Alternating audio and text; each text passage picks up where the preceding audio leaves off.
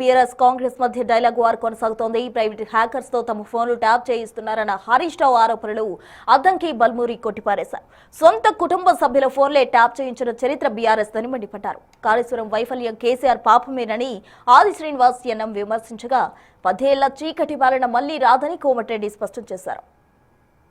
మా ఫోన్లు హ్యాక్ చేస్తా ఉన్నారు, మా ఇండ్ల ముందున్న సీసీ కెమెరాలు హ్యాక్ చేస్తా ఉన్నారు. బెంగళూరు నుంచి ప్రైవేట్ హ్యాకర్లను తీసుకొచ్చి వాళ్లకు డబ్బులు చెల్లించి హైదరాబాద్ కమాండ్ కంట్రోల్ రూమ్ లో వాళ్ళను పెట్టి ఇవాళ బీఆర్ఎస్ నాయకుల ఫోన్లు హ్యాక్ చేస్తున్నారు. మా ఇండ్ల ముందుండే సీసీ కెమెరాలు హ్యాక్ చేస్తా ఉన్నారు. ఇవన్నీ బయటకు వస్తాయి. నేను ఐపీఎస్ అధికారులను కూడా హెచ్చరిస్తా ఉన్నాం. మా దగ్గర అన్ని సాక్ష్యాధారాలు ఉన్నాయి. టైం వచ్చినప్పుడు అన్ని బయట పెడతాం.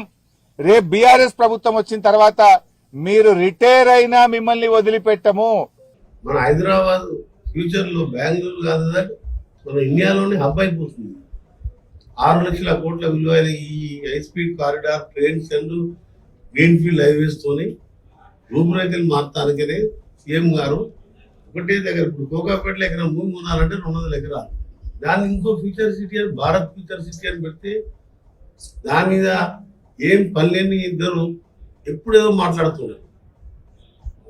వాళ్ళు చేసినట్టే అందరు ముఖ్యమంత్రులు చేస్తున్నారు అనుకుంటున్నారు. కానీ ఈయన ఆలోచన వేరే, మొత్తం స్ప్రెడ్ కావాలి. మూసి క్లీన్ చేస్తుంటే దాన్ని చేయుతాడు. అందుకని ఎవరైనా చెప్పినా కానీ నల్గొండ జిల్లాకు సంబంధించి అభివృద్ధి విషయంలో 10 ఏళ్ళు వెనుక చేసింది కాబట్టి 12 సీట్లు ఓడిపోయినట్టు లెక్క. సూర్యాపేట కూడా మా లెక్కలో ఓడిపోయినట్టే, 2-3 వేలే కాబట్టి ఓడిపోయిన లెక్క. తెలంగాణ ప్రజలే కాదు, సొంత కూతురే కేసీఆర్కు రాజకీయ పరిణతి లేదు అని చెప్పి అనిపించుకునే స్థాయిలో మీ ప్రవర్తన ఉన్నది. అధికారంలో మీరు చేసిన తప్పులను ఎత్తి చూపుతూ ప్రతిపక్ష పాత్ర కూడా మీరు సరిగ్గా చేయలేదు అని చెప్పి మీ సొంత కూతురే అన్న తర్వాత ఎందుకు తెలంగాణ ప్రజలు మళ్ళా మీకు ఓటేస్తారు? 2.5 సంవత్సరాల్లో మీరు చేసిన అఘాయిత్యాలు, ఆర్థిక విధ్వంసాన్ని, మీరు ఏ వ్యవస్థలను నిర్వీర్యం చేసినరో, కుప్ప కూల్చినరో వాటిని ఒక్కొక్కటిగా పట్టాల మీదకి ఎక్కిస్తూ ఉన్నాం. అందుకు మళ్ళా తెలంగాణ ప్రజలు ఆ చీకటి రాజ్యం రావాలని చెప్పి మీకు ఓటేస్తారా? ఎట్టి పరిస్థితుల్లో తెలంగాణ ప్రజలు మళ్ళీ ఒకసారి బీఆర్ఎస్ పార్టీకి ఓటేసే అవకాశమే లేదు. అది కేసీఆర్కు తెలుసు కాబట్టే ఇంట్లో ఉన్నాడు. కాళేశ్వరం పేరు మీద ఉన్నటువంటిది కూలేశ్వరం ఏందని చెప్పనేది మన కళ్ళ ముందే కనిపించింది. బీఆర్ఎస్ పార్టీ హయాంలోనే నిర్మాణమైంది, బీఆర్ఎస్ పార్టీ హయాంలోనే కుంగిపోయింది, కూలిపోయింది. బీఆర్ఎస్ హయాంలోనే ఎన్డీఎస్ఏ రిపోర్ట్ ఇచ్చింది, ఇందులో నీళ్ళు ఆపితే బ్యారేజీ మిగతావి కూడా ఉండదు, ఆపద్దని చెప్పని. ఆ తర్వాత మీ అధికారంలోకి వచ్చినాక 2 సీజన్లు ఒక్క చుక్క నీరు మేడిగడ్డ నుంచి కానీ, సుందిల నుంచి కానీ, అన్నాడు నుంచి కానీ మనం వాడుకున్నామా? గతంలో కాంగ్రెస్ ప్రభుత్వ హయాంలో కట్టినటువంటి ఎల్లంపల్లి ద్వారానే మనం నీటిని అన్ని ప్రాజెక్టులకు నింపుకుంటున్నాం. ఈ కాళేశ్వరం పథకం లేనప్పుడు హైదరాబాద్కు ఎల్లంపల్లి ద్వారా నీళ్లు తెచ్చుకున్నామా లేదా? ఇలాంటి బెదిరింపులు అధికారులను ఆయన ఏంది రిటైర్డ్ అయినా కూడా వదలడట.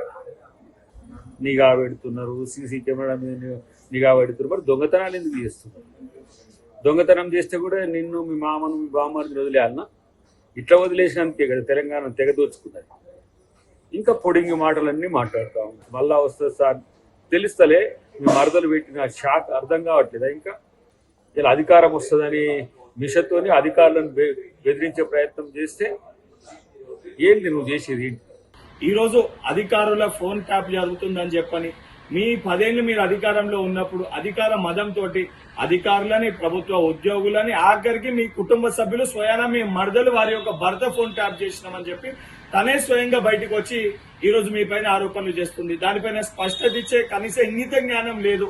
ఈ రోజు ప్రజా ప్రభుత్వం మెరుగైన పరిపాలన అందించి ప్రజలకి సంక్షేమాన్ని అందిస్తుంటే జీర్ణించుకోలేక, తట్టుకోలేక విషం జిమ్మే మాటలు ఈ రోజు హరీష్ రావు మాట్లాడుకోవడానికి కూడా మీరు కొవ్వెక్కిన మాటలు ఇదే రకంగా మాట్లాడితే రేపు పొద్దున ప్రజలు గుడ్డలు కూడా తీసి ఇదే తెలంగాణలో ఉరికిచ్చే పరిస్థితి ఏర్పడుతుందని చెప్పి హరీష్ రావును హెచ్చరిస్తున్నారు.